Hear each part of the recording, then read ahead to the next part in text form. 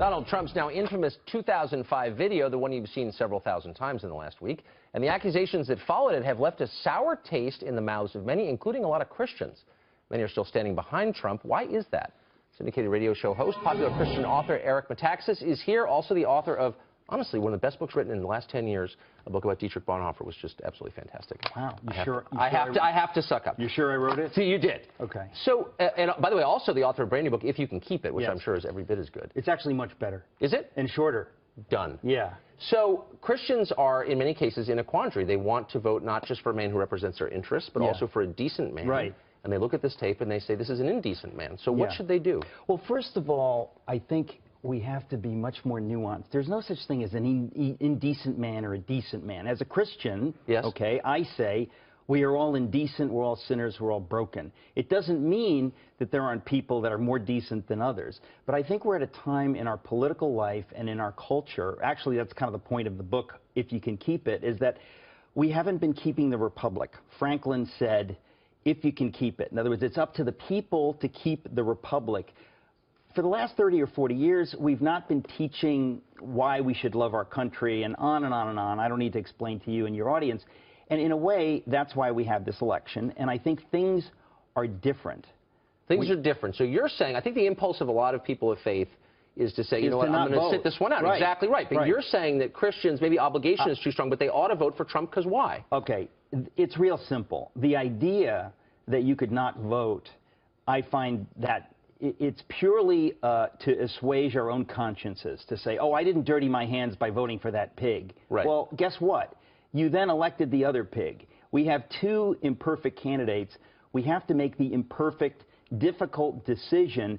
Here's why. If you care about poor kids in America, okay, they're going to be affected by who's president. Yes. If you care about other countries, if you care about what happens in the Middle East, about kids watching their fathers drowned by ISIS, if you care about people, you have to think about those people, and you have to make a mature, rational choice. And the reason it's difficult is because we want everything to be black and white and neat and clean.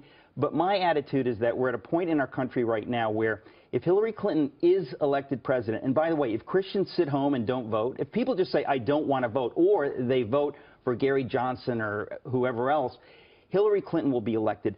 The point is, the Christians will then have to live with that. They're acting as though they don't. So what are the issues that ought to propel Christians to vote specifically for Trump? The most specific one has to do with the Supreme Court. People have talked about it. We're at a point, now we're at a tipping point. If it was 1980, we wouldn't be here. Today, if we get a couple of more Sotomayors or Ginsburgs on the court, we effectively have the end of genuine self-government. You're going to have an activist Supreme Court. We've never had anything quite like that before. That's effectively the end of America as we know it. We become America in quotes. Religious liberty goes out the window. We're not supposed to have the establishment of a religion. We are already seeing the establishment effectively of a secular humanist religion which the government is getting behind. Remember, the government's not supposed to pick winners. It's taking sides. Economically, financially, corporately, or in the idea of ideas.